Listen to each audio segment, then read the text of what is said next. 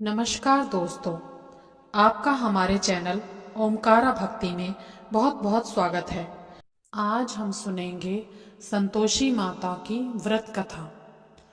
एक बुढ़िया थी, उसके 7 बेटे थे। 6 बेटे कमाने वाले थे, जबकि एक बेटा निकम्मा था।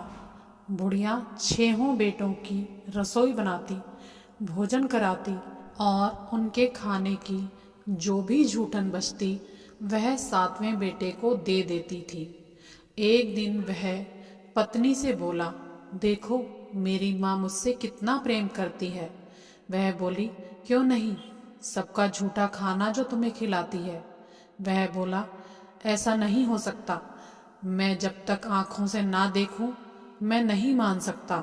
बहू ने हंसकर कहा, देख लोगे तो मानोगे ना।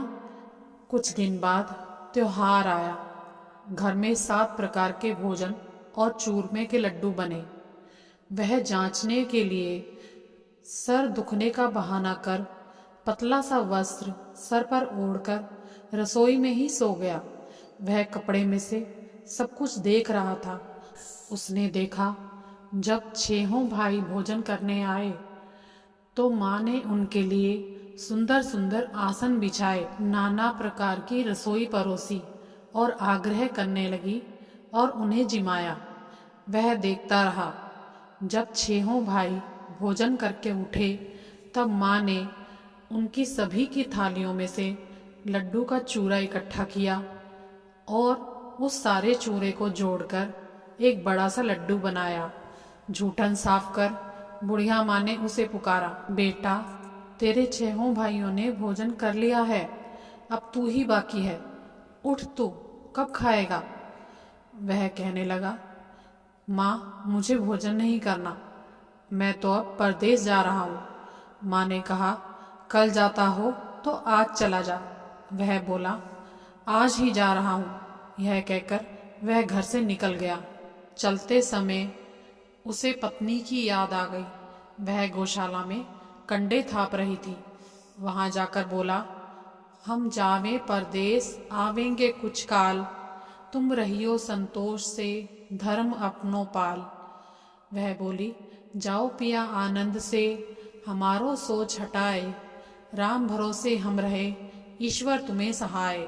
दो निशानी आपन देखो धरूं मैं धीर, सुधिमति हमारी बिसारियो राखियो मन गंभीर। वह बोला, मेरे पास तो कुछ नहीं है, यह अंगूठी है, सो ये ही ले लो और अपनी कुछ निशानी मुझे दे दो। वह बोली, मेरे पास क्या है, ये गोबर से भरा हाथ। यह कहकर उसने उसकी पीठ पर गोबर के हाथ की थाप मार दी। वह चल दिया। चलते चलते दूर देश पहुंचा। वहां एक साहूकार की दुकान थी। वहां जाकर कहने लगा, भाई मुझे कोई नौकरी मिल सकती है। साहूकार को जरूरत थी। बोला, रह जा। लड़के ने पूछा, तनख्वाह क्या दोगे। साहूकार ने कहा, काम देखकर दाम मिलेंगे। साहूकार की नौकरी मिली। वह सुबह 7 बजे से 10 बजे तक नौकरी बजाने लगा। कुछ दिनों में दुकान का सारा लेन देन, हिसाब किताब, ग्राहकों को माल बेचना, सारा काम करने लगा। साहूकार के 7-8 नौकर थे। वे सब चक्कर खाने लगे। सभी कहने लगे, यह तो बहुत होशियार बन गया है। सेठ ने भी उसका काम देखा और 3 महीने में ही उसे आधे मुनाफे का हिस्सेदार बना लिया। वह कुछ वर्ष में ही नामी सेठ बन गया और मालिक सारा कारोबार उस पर छोड़कर चला गया। इधर उसकी पत्नी को सास ससुर दुख देने लगे। सारी गृहस्थी का काम करा के उसे लकड़ी लेने जंगल में भेज दे। इस बीच घर के आटे से जो भूसी निकलती उसकी रोटी बनाकर रख दी जाती और फूटे नारियल की नारेली में पानी। एक दिन वह लकड़ी लेने जा रही थी। रास्ते में बहुत सी स्त्रियां संतोषी माता का व्रत करती दिखाई दी। वह वहां खड़ी होकर कथा सुनने लगी और पूछा, बहनों तुम यह किस देवता का व्रत करती हो और उसके करने से क्या फल मिलता है। यदि तुम इस व्रत का विधान मुझे समझा दोगी तो मैं तुम्हारा बहुत एहसान मानूंगी। तब उनमें से एक स्त्री बोली, सुनो, यह संतोषी माता का व्रत है। इसके करने से निर्धनता, दरिद्रता का नाश होता है और जो मन में कामना हो सब संतोषी माता की कृपा से पूरी होती है। तब उसने उससे व्रत की पूरी विधि पूछी।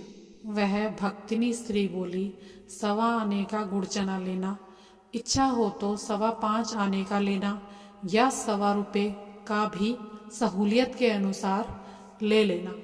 बिना परेशानी और श्रद्धा व प्रेम से जितना भी बन पड़े सवाया लेना। प्रत्येक शुक्रवार को निराहार रहकर कथा सुनना। इसके बीच क्रम टूटे नहीं, लगातार नियम पालन करना।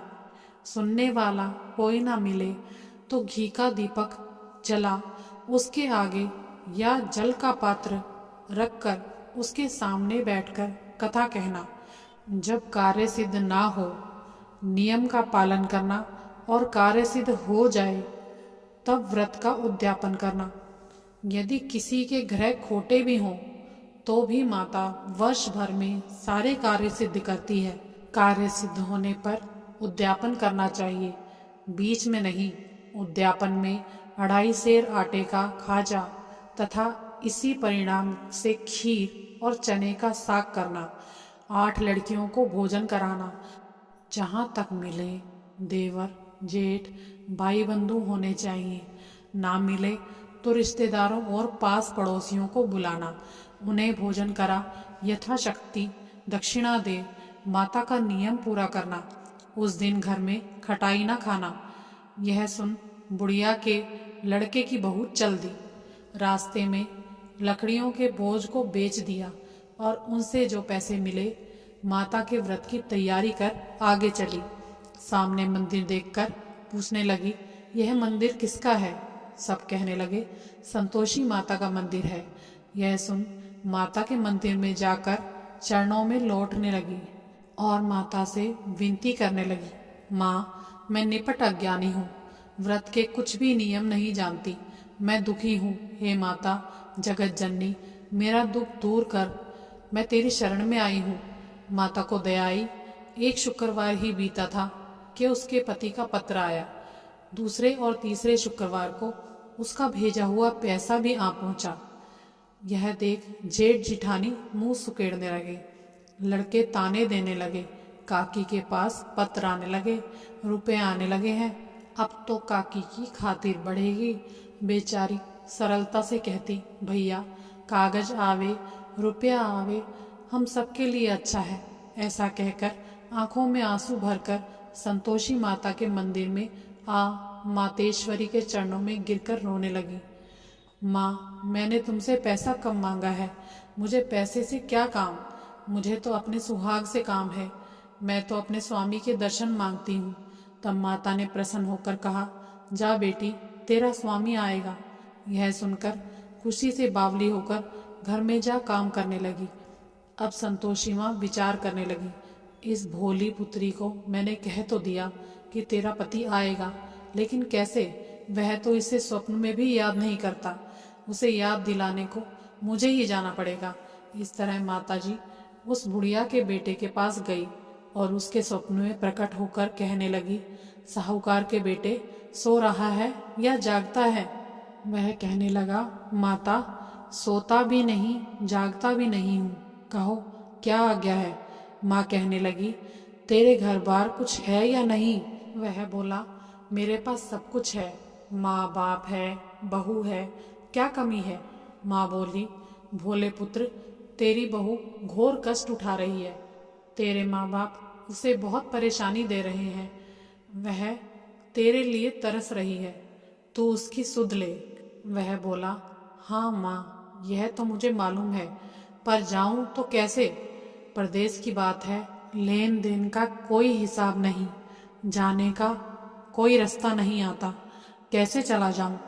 माँ कहने लगी, मेरी बात मान, सवेरे नहा धोकर संतोषी माता का नाम ले, घी का दीपक जला, दंडवत कर, दुकान पर जा बैठ। देखते ही देखते सारा लेन देन चुक जाएगा, जमा का माल बिक जाएगा। सांझ होते होते धन का ढेर लग जाएगा। अब बूढ़े की बात मानकर वह नहा धोकर संतोषी माता को दंडवत घी का दीपक जला दुकान पर जा बैठा। थोड़ी ही देर में रुपए देने वाले रुपए लाने लगे, लेने वाले हिसाब लेने लगे। दुकान में भरे सामान के खरीदार नकद दाम दे सौदा करने लगे। शाम तक धन का भारी ढेर लग गया। मन में माता का नाम ले चमत्कार देख प्रसन्न हो घर ले जाने के वास्ते गहना कपड़ा सामान खरीदने लगा। यहाँ काम से निपट तुरंत घर को रवाना हुआ। उधर उसकी पत्नी जंगल से लकड़ी लाने गई थी।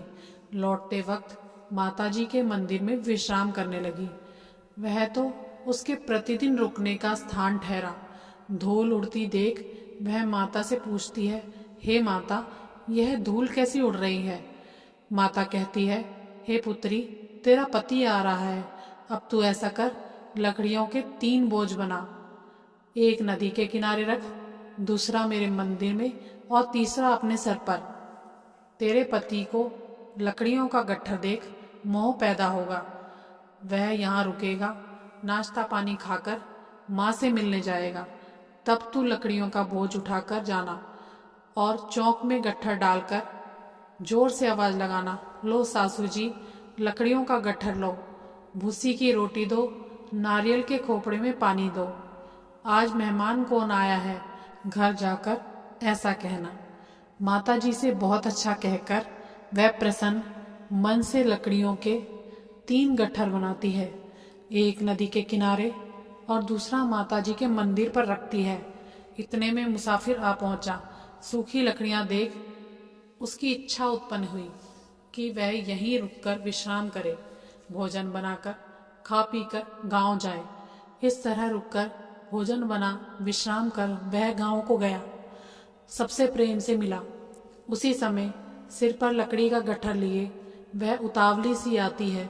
लकड़ियों का भारी बोझ आंगन में डालकर जोर से 3 आवाज लगाती है, लो सासू माँ, लकड़ियों का गट्ठर लो, भूसे की रोटी दो, आज कौन मेहमान आया है? तभी उसकी सास बाहर आकर कहती है, बहू, ऐसा क्यों कहती हो? तेरा मालिक आया है, आ बैठ, मीठा भात खा, भोजन कर, कपड़े गहने पहन। उसकी आवाज़ सुन उसका पति बाहर आता है। अंगूठी देख व्याकुल हो जाता है। माँ से पूछता है, माँ यह कौन है? माँ बोली, बेटा यह तेरी बहू है। जब से तू गया है तब से सारे गांव में ऐसे ही भटकती फिरती है। घर का कामकाज कुछ करती नहीं, 4 पहर खाने आ जाती है। वह बोला, ठीक है माँ, मैंने इसे भी देखा और तुम्हें भी। अब दूसरे घर की ताली दो, मैं उसमें रहूंगा। माँ बोली, ठीक है, जैसी तेरी मर्जी। तब उसने दूसरे मकान की 3री मंजिल का कमरा खोला, सारा सामान जमाया। एक दिन में राजा के महल जैसा ठाट बाट बन गया। अब क्या था, बहू सुख भोगने लगी। इतने में शुक्रवार आया। उसने पति से कहा, मुझे संतोषी माता का व्रत का उद्यापन करना है। पति बोला, खुशी से कर लो। वह उद्यापन की तैयारी करने लगी। जिठानी के लड़कों को भोजन के लिए कहने गई। उन्होंने मंजूर किया, परंतु पीछे से जेठानी ने अपने बच्चों को सिखाया, देखो भोजन के समय खटाई मांगना, जिससे उसका उद्यापन पूरा ना हो। लड़के झीमने आए। खीर खाना पेट भर खाया, परंतु बाद में खाते ही कहने लगे, हमें खटाई दो। खीर खाना हमको नहीं भाता, देखकर अरुचि होती है। वह कहने लगी, भाई खटाई तो किसी को नहीं दी जाएगी, यह तो संतोषी माता का व्रत है, माता का प्रसाद है। लड़के उठ खड़े हुए, बोले, पैसा लाओ। भोली बहू कुछ जानती नहीं थी, उन्हें पैसे दे दिए। लड़के उसी समय हट करके इमली खटाई ले खाने लगे। यह देखकर माताजी बहू पर क्रोधित हो गई। राजा के दूत उसके पति को पकड़ कर ले गए। जेठ जिठानी मनमाने वचन कहने लगे, लूट लूट कर धन इकट्ठा कर लिया है, अब सब मालूम पड़ जाएगा। जब जेल की मार खाएगा। बहू से यह सहन नहीं हुआ। रोती हुई माताजी के मंदिर गई। कहने लगी, हे माताजी, तुमने क्या किया? हंसाकर अब भक्तों को रुलाने लगी। माता बोली, बेटी तूने उद्यापन करके मेरा व्रत भंग किया है। वह कहने लगी, माताजी, मैंने कुछ अपराध नहीं किया। मैंने तो भूल से लड़कों को पैसे दिए थे। मुझे क्षमा करो, मैं फिर तुम्हारा उद्यापन करूंगी। माँ बोली, अब तुम भूल मत करना। वह कहती है, अब भूल नहीं होगी, पर अब ये बतलाओ कि वो कैसे आएंगे। माँ बोली, जा पुत्री, तेरा पति रास्ते में ही आता मिलेगा। वह निकली, राह में पति आता मिला। वह बोली, कहाँ गए थे? वह कहने लगा, इतना धन जो कमाया है उसका टैक्स राजा ने मांगा था, वह भरने गया था। वह प्रसन्न होकर बोली, भला हुआ, अब घर चलो। कुछ दिन बाद फिर शुक्रवार आया। वह बोली, मुझे फिर से माता को उद्यापन करना है। पति ने कहा, करो। बहू फिर से जेठ जिठानी के बच्चों को भोजन के लिए कहने गई। जिठानी ने एक दो बातें सुनाई और सब लड़कों को सिखाने लगी। तुम सब लोग पहले ही खटाई मांगना। लड़के भोजन से पहले कहने लगे, हमें खीर नहीं खानी, हमारा जी बिगड़ता है, कुछ खटाई खाने को दो। वह बोली, खटाई तो किसी को नहीं मिलेगी, आना है तो आओ। वह ब्राह्मण के लड़कों को ले जाकर भोजन कराने लगी। यथाशक्ति दक्षिणा की जगह एक एक फल उन्हें दिया। संतोषी माता प्रसन्न हुई।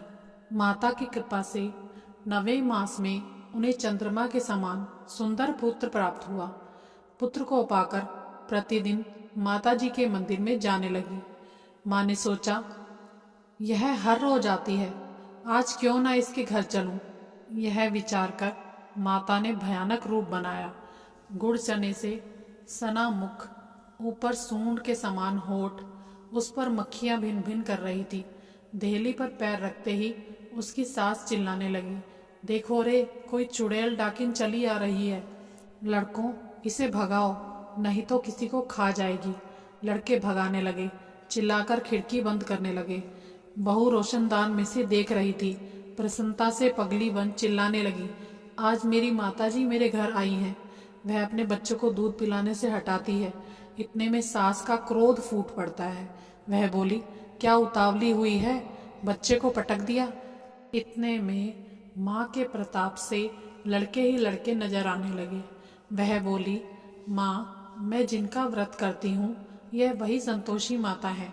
सबने संतोषी माता के चरण पकड़ लिए और विनती कर कहने लगे, हे माता, हम मूर्ख हैं, अज्ञानी हैं, तुम्हारे व्रत की विधि हम नहीं जानते, व्रत भंग कर दिया, हमने बहुत बड़ा अपराध किया है। हे माता, हमारा अपराध क्षमा करो। इस प्रकार माता प्रसन्न हुई। हे संतोषी माता, आपने बहू को जैसा फल दिया वैसा सबको देना। जो यह कहानी सुने, पढ़े, हुंकारे भरे, सभी के मनोरथ पूर्ण करना। बोलो संतोषी माता की जय। तो कैसी लगी आपको कहानी? अगर आपको हमारी कहानी अच्छी लगी हो तो कमेंट बॉक्स में ज़रूर बताना, और ऐसी ही कहानियों के लिए हमारे चैनल ओमकारा भक्ति को सब्सक्राइब करना। धन्यवाद।